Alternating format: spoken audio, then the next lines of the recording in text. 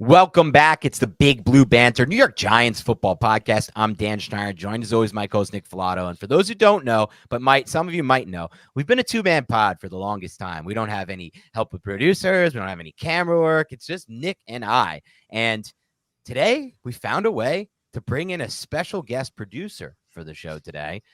Take a little bit of burden off of Nick, and that producer is with us today. So why don't you introduce him right now, Nick? Yeah, he's right here. As you can see, his austere nature is really just overbearing on us. He micromanages like crazy. And for those listening on the podcast and not seeing on the YouTube, it is my dog who is sleeping very awkwardly against the wall. That is the producer that Dan is referring to. It's just us duo right now. I love how, he's a little, like Nick said, he is a little bit overbearing. He does like to micromanage us and get involved. You should have said this here. I'm going to cut that out. Why are you using so many ums? Why are you using so many pauses and ands? But you know what? It's all worth it when you see that little look on his face over there. And I don't get it now, but he's kind of, I think he finally fell asleep in that position. Before, he was just kind of just staring over at Nick in that weird, awkward position. You know what? I love Nick, how when it's just you two in the house, he does come in that room. Like, he doesn't want to be outside. Like, he needs to be with you at all times. It must feel good. He is always with me. Usually he puts his paw like on my leg and he just won't leave my side. But right now he loves that space on the wall for whatever reason. For whatever reason, because it doesn't look very comfortable to us. But Today we're here to talk about a couple other practices from training camp. We're going to update you on some details from the Andrew Thomas contract that came out. And I want to talk about a little report that I saw recently that didn't get that much traction, but was interesting. So we'll run through all of that, Nick. But I want to start with the report here and see what we think about that. One thing though, Dan, tell the audience about the other podcasts that we'll be dropping. Those are separate conversations. Yeah, so we're doing things a little bit different. Originally, Nick and I had this one idea back in the day when we were maybe not sober, and our idea was to start doing 10-minute podcasts, and we would call them Big Blue Banter in 10. And the idea was not everyone has the time or the bandwidth to listen to a 60-minute, 90-minute podcast like some of us tend to be. So let's try to break it all down into 10 minutes. We started to drop a few on the feed called BBB in 10, but those are really just segments from the already recorded show. So now we're going to do things a little differently. We've recorded segments that aren't going to be on this show today. They're going to talk about players and topics that we might talk about on today, but they were recorded separately. So when you see in the feed, and they won't even have BB in 10 on them, but when you see in the feed these little segments, these 10-minute segments, just note that these are separate conversations and separate podcasts and separate ideas that aren't discussed on these shows as well. Let's get into some interesting stuff before we get into the practice. The first thing that I think kind of flew over the radar from people, but was really interesting to me, was Mike Garafolo's recent hit on NFL Network. And why is it interesting to me? As I've mentioned in the past, when Mike Garafolo speaks about the Giants, I listen, because Mike Garafolo was the best beat writer in the history of the Giants beat. No offense to the guys now. I think they are well aware of that too. He was the only one who was well connected, in my opinion. Some guys now get occasional sources. Some I believe, some I don't. Some I think people are telling them things, but it's not actually true or it's misguided. Garafolo was just locked in, and he remains locked in on the Giants beat. Whoever he has on the inside there is giving him good stuff, because as he's reported on the Giants in recent weeks and months and the past few years, it's been spot on. The dude's track record is at 90% plus, if not. And so he did a hit on NFL Network, I think it was Friday or Saturday, that no one really talked about, but it was interesting because he talked about the Barkley deal. And what he said was the two things that stood out to me. He said, from what I know and from what I've heard, Joe Schoen is not interested in allocating $10 million plus to the running back position on his roster build. He also said Joe Schoen would, quote unquote, never draft a running back at number 2 overall. So, Nick, what are your early thoughts on this as regards to Barkley's future? We've kind of tossed that back and forth. And I think it's important to note, Nick, both you and I were insanely against using the second overall pick at Barkley at the time. And I think that it's so interesting. That was 2018. We're now in 2023, 5 years later.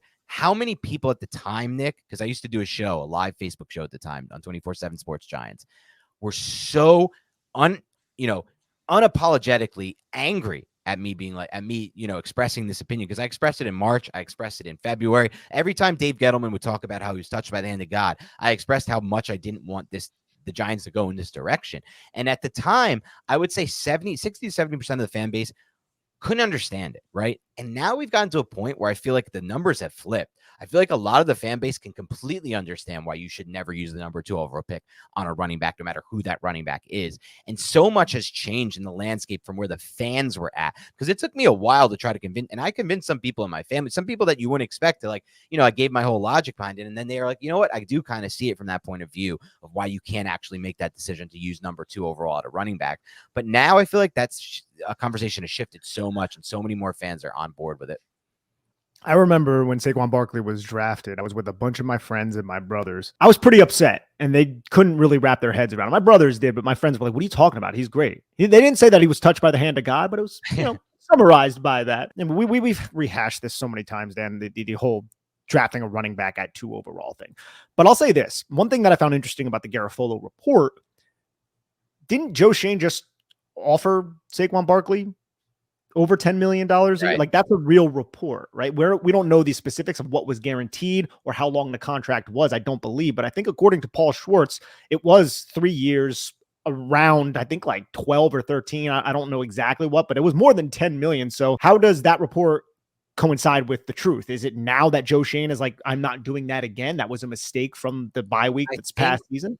My interpretation of it, Nick, and you could correct me if you interpret it wrong, or you could just tell me how you interpret it, is Garofolo was saying, and I listened to it, he was saying he doesn't want to be paying that on a long-term basis. So within that offer that we've already discussed that Joe Shane made to Barkley, it was basically just a 2-year contract. Yes, sure, it's quote unquote a 3-year deal, but you just look at the guarantees and and essentially it's like him saying, well, we're going to tag him anyway for the next 2 years. I don't mind paying guarantees for over 2 years. But I think more so it just gets into, will it happen over a long-term basis with Barkley and the Giants? And that's where I think things get a little trickier. Yeah, that and this, I'm not going to draft the running back 2nd overall. Like, there's no surprise on this podcast from that. Like, Joe Shane has suggested nothing other than those 2 things, right, in terms of allocating resources, the way you just broke it down, and also with the 2nd overall pick to the running back position. This isn't Dave Gettleman. This is Joe Shane. Yeah, and it's a different time too. Like, the fans are starting to understand this, and for me, it was always the case. And I know you were just on board with this, Nick, back in 2018, where for us, it was almost difficult for me to understand how hard it was for people to comprehend how bad of a decision it would be to use number 2 at running back. And at the time, it was almost like, I think this is so obvious. It's frustrating for me to even talk about this and try to get on a level with the fans here, because it's just like, it's so obvious to me this is a bad decision. Why would we do it? And at the time, it was done by Gettleman, whatever. We don't need to rehash that. But now it's like, when I see a report like that from Garofolo, where he's like, I don't know, I just called him that, Garofolo, where he's like, Joe Shane would never do it. To me, I'm like, yeah, that's freaking obvious. And I think a lot more fans now are understanding how obvious it is not to use that kind of draft capital at the running back position, as the NFL has changed. But, that's just kind of what I wanted to get at there. How much the running back position has depreciated since 2018. At that time, It kind of started to, but we saw Todd Gurley get a massive deal at around that time, right? We're still seeing running backs getting re-signed to these $15, $16 million deals. And ever since then, it seemed like every one of those teams was like, oh, crap, man, I kind of screwed up. Can you take a pay cut, Aaron Jones? Joe Mixon, can you take a pay cut? All right, Todd Gurley, we're going to release you. We didn't even play it down on this contract. We'll eat the $20 million in dead cap. Talk about just a mess up by the Los Angeles Rams. But 2018 to now is so much different. I think that's another reason why a lot of people are on the bandwagon with people like us. Yeah. And that's a good thing in my mind, because as we move forward, we can start to realize things like, and we could, in my mind, get into the things that are worth debating, Daniel Jones, whatever you wanted to make that, rather than the things that in my mind are never really worth debating. Like, should you use the 2nd overall pick on a running back? But we'll move past it for now. The Andrew Thomas contract details are out, Nick. Total value, $136.7 million. 19.2 of that was already due. The extension is essentially 5 years, 117.5, 62 fully guaranteed. What I thought was the interesting takeaway from this contract, Nick, was just how flat the contract was, really. I mean, we're talking about a deal that isn't front loaded, isn't back loaded. It is one of the most flat deals I've seen the Giants sign from a long-term standpoint in a long time. And so you get no pumped up salaries and APY. It's just simply a deal that I think works out really well for the Giants over time, because he didn't really, he quote unquote reset the market. But if you look at this deal, it does seem pretty team friendly to me. Perusing through it at the moment, and I look at Andrew Thomas as if he is, especially with his age, going to be one of the best left tackles in the league for the next decade. Sure. The Giants don't have him under contract for the next decade, but for the foreseeable future, this guy is going to be a New York Giant, and this deal isn't backbreaking. And it seems like after Andrew Thomas signed it, I believe he made a quote to the effect of, I just want to be here with the New York Giants and I just want to get to work. I really just think they secured a cornerstone of their franchise. And this is one of those hat tips. I mean, we criticize Dave Gettleman a lot on this podcast, rightfully so, but he did know how to acquire talent, and drafting Andrew Thomas 4 overall. I mean, Tristan Wirfs is great. I get it. He's more of a right tackle than a left tackle, although I think he can play a left tackle. Dave Gettleman hit a grand slam taking Andrew Thomas at 4 overall, and we have to give him credit for that. I believe we have in the past on this podcast, but I just want to acknowledge that as well. I'm so glad that he signed this deal, and it's also not a deal that's just absolutely ridiculously going to hurt the Giants moving forward. And we'll see if like 3 years into the deal, the market's changed and him and his agent get on the Giants and want to restructure, redo the deal and get better money.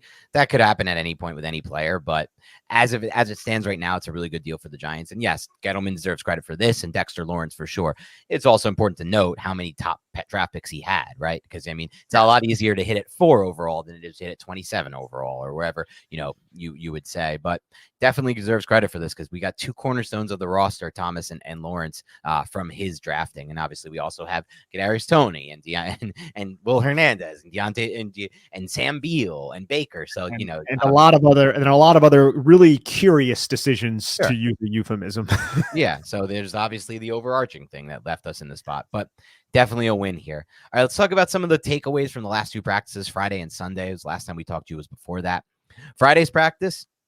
One thing that I took away, Nick, was some of the things going on with the offensive line. We're starting to see, this is something we probably should have predicted, Nick, just based on what Dable did last year with that rotation. But we're starting to see a bigger rotation. It's a bigger group. For example, Tyree Phillips starting, and this happened in Sunday's practice as well. We'll kind of mix and match some things. Sunday's practice, he was the starting left guard for it. And he mixed in even in Friday's practice with the first team, playing a tackle with the second team, a little bit of guard with the first team at both spots, at left guard and right guard during Friday. And then at Sunday practice, it was all left guard. What do you make of Tyree Phillips starting to work his way into the rotation?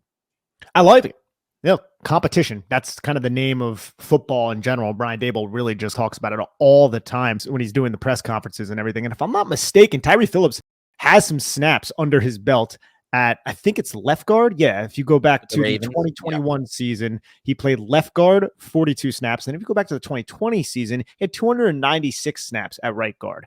And that's not to mention he's played left tackle and right tackle. So the only position Tyree Phillips hasn't played is center. We haven't really brought that up much on the podcast. Like I said this with Cy, I think he's the best swing tackle that we've had here in New York since at least I've covered the football team. But if you're going to start entertaining him at left guard and he's going to have some utility there, the conversation gets very interesting between him, Ben Bredeson, and Josh Ezeudu. As we've said, Dan, we want Josh Ezeudu to win that job. But if he doesn't, we're happy with Ben Bredeson, who's also a very young guard who has, I would say, a higher floor than someone like Josh Ezeudu. Tyree Phillips, I haven't grinded through his guard tape. When the Giants signed him, I was studying what he was able to do at right tackle as a swing tackle. So maybe I'll have to go back and see how he operates as a guard. But I love the idea of at least putting him into that position to see if he can realistically compete with Ezeudu and Bredeson. Because if you have 3 competent guys to compete for one position, and as I think Bobby Skinner, he said the right guard spot shouldn't be a certainty. And now if you throw Tyree Phillips into this scenario, he also has right guard snaps. Maybe Mark Lewinsky would be on his way out. It doesn't seem like we've heard anything or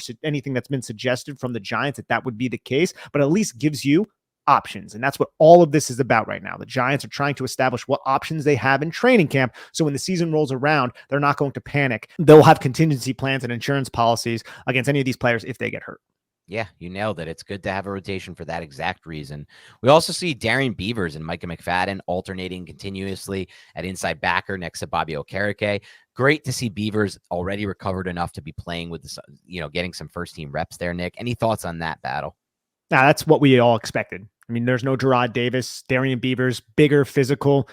I don't even know who's more athletic. We sit here and we act as if it's definitely Micah McFadden, and maybe it is Micah McFadden. I think going forward, he's maybe a little bit quicker, but Darian Beavers isn't a stiff out there. And I know he used to be an edge. So I think that's one of the more interesting battles in training camp, but it's not a surprise that they're alternating because I don't even know who would have the upper hand at this moment. It's really just a snap by snap thing right now. Yeah, that's one of our truest battles in camp right now. That battle right there. And another one that's a true battle is the slot position because, in Friday's practice was Darnay Holmes and Sunday's practice was Cordell Flott. Those guys are battling back and forth as well. What are your thoughts on that one?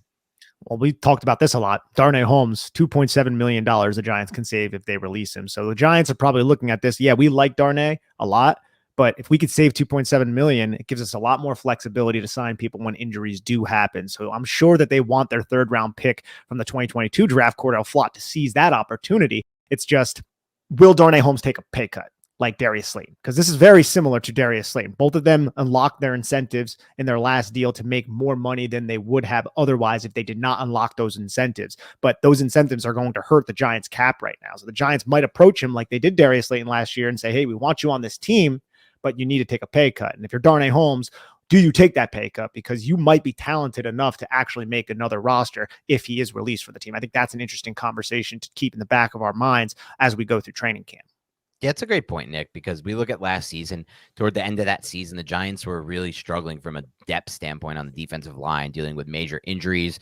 Leonard Williams had a stinger that he was playing through, but it wasn't good. It was a bad situation. And obviously, the other injuries to the depth there. And they weren't able to kind of do what the Eagles did when the Eagles got injuries last year at defensive tackle, which was essentially interior defensive line, which was essentially add players from free agency. Giants need that flexibility. And the Andrew Thomas contract, as you look at it, we just went over it, but we didn't go into too many details. It didn't free up a lot of cap space in the now. That's one of the key things, because the way it was structured, and because he was already signed this season, it only freed up about $1 million of cap space for the now. So they may need to find creative ways to create that cap space insurance room that you just talked about for injuries in season. And if Darnay Holmes is one of those guys, it wouldn't totally surprise me either. Without extending, which we know Joe Shane isn't really the biggest fan of, you look at the roster. Darnay Holmes is the first name that your eyes go to and be like, he might be the expendable piece. And I don't even know if expendable is the right word, because I still think Darnay Holmes has value. And I know a lot of Giant fans don't like him. Look, Darnay Holmes, he's like 5'9" on a good day. I think he's uber athletic. I think he's very good from the line of scrimmage to about the intermediate parts of the field. He just gets grabby down the field. Maybe against bigger mismatches, you have Cordell Flott play, and now you give Wink Martindale more options on defense to organize his secondary. I don't want Darnay Holmes to not make the team, but if it's $2.7 million, that's a real conversation that the Giants are going to have. And if Darnay Holmes doesn't take the pay cut, he might be without a job, but I don't think it would last for long because somebody would scoop him up. Yeah, he would be scooped up fast. We got our first reports in Friday's practice of maybe a little bit of a hierarchy from a punt returning standpoint. And that, should be important to us, Nick, after the Giants literally lost a game last year because of their special teams on punt returns. So we'll have to see what goes on with that. Some of the guys who are already returning punts are Eric Gray, the rookie running back, Darnay Holmes, we just talked about, Khalil Pimpleton, who seems highly unlikely to make the roster, Adoree Jackson, which you don't want to see, or at least we don't want to see on this podcast, Jaden Mickens, who I don't think will make the roster either, and Darius Slayton. So really, to me, the ones that stand out there are Holmes, Eric Gray, Darius Slayton, and Adoree Jackson. What are your thoughts on that?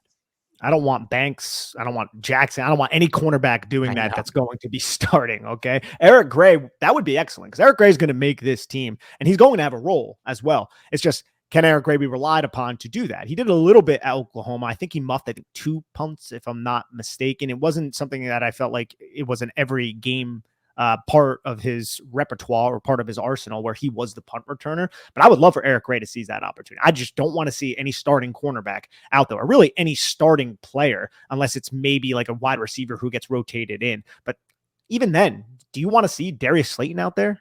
No, not necessarily. I want to see like Paris Campbell out there. I don't care. Punt returns mean nothing to me, Nick. You know what I want from my kickoff from punt returns? Fair catch the ball, don't fumble. Put my offense on the field. Honestly, and that's where Jamison Crowder comes in. You get nothing out of the kick return these days in the NFL. Okay, punt return you can get a little bit more occasionally, very rarely. How rarely do we see good punt returns at the NFL level? And is it worth it to get that, to have an opportunity to get that 1 of every 10 games if you're also fumbling 2 of every 3 games or whatever it is, 2 of every 4 games? No, it's not. Like, the Giants, everything they tried to do from a return standpoint in the punt return game last year, was outweighed by the 1 game where they had 2 fumbles that cost them the game. So I'd rather not. And Eric Gray is, to me, the best option because, like you said, he's not a huge part of the offense. He is a depth piece. That's the only thing. If I don't want Campbell out there, I shouldn't want Eric Gray, because both are in the same regard as depth pieces for injuries to the starters. And I do think Gray would play a big role if Saquon Barkley got hurt. So maybe I don't want him from that standpoint, but I still feel like out of the options we discussed, he's probably the best one. He is a rookie, though. That's my one thing. Right. He is a rookie, though, who doesn't have a ton of experience or success at the college level doing that. A little bit reserved there. I just don't think a Jaden Mickens or a Khalil Pimpleton are going to make this team, which then points you to Darnay Holmes and Adoree Jackson and Darius Slayton. I think his name was on the list. It's a battle. I think it's an important position. I don't think the Giants are in a place where they can allocate a roster spot solely to that. I think you have to at least have some purpose at other parts of the roster. So that kind of rules out Mickens and Pimpleton with the Giants having as much depth at wide receiver, unless the Giants suffer injuries there. And Jamison Crowder is the name. I know he just returned to practice, I believe, along with Sterling Shepard. He wasn't on that list, but he's the one name where I'm like, I think he could have purpose on this offense operating in the slot because he is smart. I think he would be a good, just secure type of punt returner. Yeah, he'd be a good one if he can make the roster. That's the whole thing, and that comes into the numbers game. The receiver position is insanely interesting right now from a numbers standpoint. A few other things from practice, just things I'm noticing, Nick, different than last year. Feels like the offense has the edge this year in the early going of practice. Someone had Jones and Friday's practice going 18 of 23 in the live passing drills. The offense has really moved the ball well. Jones had one ball, Nick, to Darius Slayton along the right sideline where it felt like exactly what I was looking for, a hole shot where the safety was trying to come over but couldn't get there in time, and the ball stuck right on Darius Slayton's outside shoulder, or, maybe more middle of his chest. But even so, it was a great ball, layered with nice velocity on it, and it was a heavy. But Jones, when he throws over the top, one thing I like about it, he throws it. This is gonna sound, if we clip this up, it's gonna sound funny, but he throws a heavy ball, and it's like that Ryan Tannehill tall ball that I like because that ball comes up over the top and drops in with nice trajectory. I feel like, and on that throw to Slayton, I thought it was a great ball. Are you talking about the play where Darnay Holmes and Deonte Banks were inside and outside, respectively, of Darius Slayton, and the ball literally dropped into a bucket? That was beautiful accuracy. I don't know how Deonte Banks then knocked that ball away. And that kind of goes to one of our issues with Banks coming out of Maryland was I wish he did a better job finding the football when he is in tight coverage, because he could be in tight coverage, but in the NFL, you could be right in the hip pocket of the receiver. If you don't locate the football, that receiver, Justin Jefferson's making that catch. It doesn't really matter. I wish he did a better job locating the football. That's just one play, but you're right with the accuracy of Daniel Jones. And Darius Slayton's just tearing it up so far in camp. The offense in general, like you said, is doing a really good job. But don't tell Jason Pinnock that, because at the end of Sunday practice, he made that one-handed interception, which was pretty impressive. That was really cool. And you're right. I mean, look, that's a great ball. The ball placement was great. It's exactly where you want it. And Darius Slayton has had himself a really nice camp so far. And that doesn't surprise either of us, I know, on this podcast. It may surprise some fans. Some other things from Sunday's practice that I thought stood out that I want to get into here is John Michael Schmidt's back at center with the first team. Tyree Phillips, I talked about it with the left guard for the first team. But we also had Cordell Flott back at nickel and Jason Pinnock moving into the starting safety spot. That was what we discussed earlier when you said Pinnock made that big play. Well, that was because he was working a little bit more with the ones on defense. The Giants also got Ben Bredesen some right guard reps in Sunday's practice, which I thought was interesting. And then one thing I thought that stood out to me, man, Tre Hawkins on that one-on-one route. I know it's just one route, Nick, and it was against Vincent Smith, who's obviously also very unlikely to make the Giants roster at receiver. But he looked really smooth on that route, Tre Hawkins. And you know how I feel about these 6-rounders. Like, you got to prove yourself. But I think he's looked really good in coverage so far, Tre Hawkins, from the clips I've seen. He absolutely has. And it's Jeff Smith, who might actually make the roster just as a special team. No, I called him Vincent Smith. That was the other Jets receiver, right? The other Jets Smith receiver. You're right, though. Tre Hawkins, to me, it's the patience.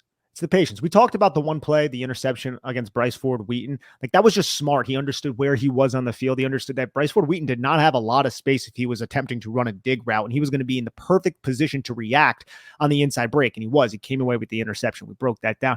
But if you just see some of these clips coming out, he's just really sticky in coverage. He's really instinctive. And a rookie day 3 pick, Dan, I would expect them to be not as sound with their technique, or maybe just they overreact a little bit more in terms of this little subtle micro movement I saw. Now I'm going to overplay that. It just seems like he is so much more trusting of his technique and so much more patient than typical day 3 picks. And we know the kind of confidence that he has. You know how physical he is from his tape at Old Dominion. But you're right. You want to talk about a day 3 pick who is just rising right now in training camp, just the first couple practices, going up against, second team, third team wide receivers, mind you. It is Tre Hawkins.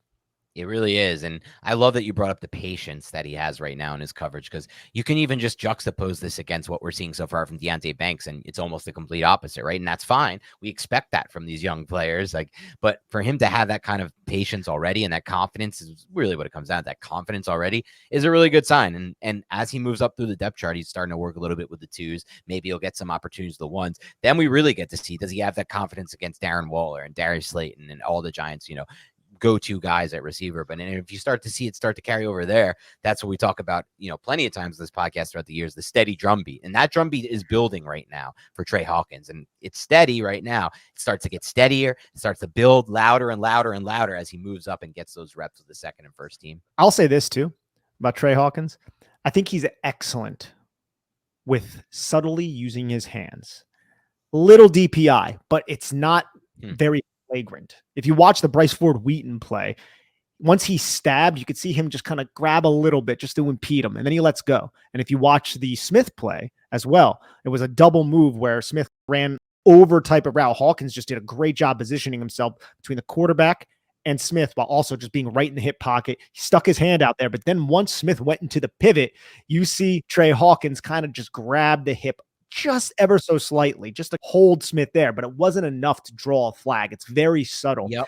And you could see Hawkins just be right in position to make that play and to harass Jeff Smith. And we know the physical nature, like we said before. So I think he's very savvy for a rookie, which you don't expect from a rookie from Old Dominion. Yeah, we talked about this before, but it's a different kind of pick than the Giants have made in the past under, let's just use the Gettleman regime, for example. They take a late round corner. It's Corey Ballantyne. That guy it's not a traits-based pick. Hawkins is a traits-based pick. They believe that if they can get their coaching, you never know. Sometimes these traits-based players, the coaching just sticks early on with these guys. And then the sky is the limit. If they take well to the coaching early, then you have the traits already there. Now you just need to have the technique down, and sometimes it comes quick. And we'll see if that's the case with Tre Hawkins. It's very possible. On that play, because I'm rewatching it right now, like he's playing inside leverage. Jeff Smith, he releases to the outside. He makes contact. And when Jeff Smith goes into his initial double move fake before he breaks inside, you could see how Tre Hawkins just like stutters his feet, doesn't over pursue to the outside move. He stays square, and then he just undercuts, similar to what he did against Bryce Ford Wheaton, makes contact again. And that's when Jeff Smith went into the pivot back to the outside. But that's just such a controlled movement where he is so calm, he is so poised. These are one-on-ones. What have we talked about with Deonte Banks? Not that we're making excuses, because I do believe this is a reality, but one-on-ones, it's not easy to be a defensive player in these one-on-ones when you're a defensive back. And you could see how patient, how poised, how calm he is when he is going up against a player like Jeff Smith. I want to see that now against Darius Slayton and all of these other wide receivers, but there is something to be said about that patience. Without a doubt. If we're going to use the fact that these one-on reps are hard for Deonte Banks because there's no safety help. They have two-way goes, the receivers, to protect Deonte Banks in a sense, but not that's what we're trying to do, but just to give the reality situation, because it's true. You also have to give even more credit to a player like Hawkins when it actually works out for the corner, right? And they have everything at their disadvantage like he has on that snap, and yet he still is able to make the play, and he's still able to get in the hip pocket of the receiver and be right there sticky in coverage. So I think it's definitely interesting, and we've definitely have our eye on Hawkins over the next several practices. I want to end with this, Nick. We had another day where on Sunday where the Giants offense really was cooking. Jones was 11 of 12 with the 11-on-11 drills, 4 catches each for Slayton and Waller, a long ball to Slayton. The only miss of those was when he tried to connect with Paris Campbell deep and he overthrew it, had one miss, but obviously had the interception at the end as well in a different drill to Jason Pinnock. But what do you think is the reason for why the offense is so much further ahead this year versus where they were last year? Is it literally as simple as, extra year in the system, or do you think there's other factors in it? I think hitting hasn't happened yet. So maybe we're kind of putting the cart before the horse with this theory that we're generating. But I also think it is Daniel Jones being much more comfortable. Daniel Jones just got paid. He doesn't have that huge monkey on his back like he did last year. And it did seem like there was a lot more pressure last year early in camp. And I'm trying to remember if that was before pads went on or hitting was allowed, right? Because hitting is not even allowed yet. And when you think about the strength of the Giants defense, we think there's going to be an upgrade with the coverage, but the strength comes from Dexter Lawrence, Leonard Williams, Kayvon Thibodeau. The pass rush is a strength. And a lot of these clips that we are seeing, they're either one-on-ones or they're 7-on-7. There's a couple that are team periods that are like, oh, wow, that's really impressive. But you're attacking a rookie in Deonte Banks, and you're also, seems like Dexter Lawrence and Leonard Williams, they might even get there and then they just stop and then the throw happens, right? Like the Jason Pinnock interception, that was excellent. The defense won that rep, but the defense won that rep so many different times because Daniel Jones would have been dead on that play. He would have got hit. So I think it's more of just a talking point right now around Giants Twitter. Let's wait to see when hitting actually comes, Fair. and then we'll see what happens. I think that's fair because even in today's practice, I think Bobby Skinner noted like 3 of these completions we're talking about, they would have been clear sacks if it was an actual, if they were allowed to sack the quarterback in these drills. So definitely we can take a step back, but I do think part of it is just he's just more comfortable with this offense, and they have a lot more talent at receiver this year, regardless of what you thought about last year's receivers. There are more options, and they're getting open on a more consistent basis. And I think that's the really exciting part. And Darren Waller too. Darren Waller, like that's if we're gonna actually also say something that substantiates that theory. Darren Waller's presence is such a huge difference, and in more ways than one. More ways than one. Yeah, there you go. And he had 4 catches today in Sunday's practice. He's open all the time, and he's getting the ball a lot as well. All right, that's all we have for today on the Big Blue Banter podcast. Keep it locked and loaded. We have more coming. If you enjoy this show, please hit like, please hit subscribe on the YouTube. And if you're listening on the podcast, please make sure you give a 5-star review. You have a set for auto download. And if not, just download and delete.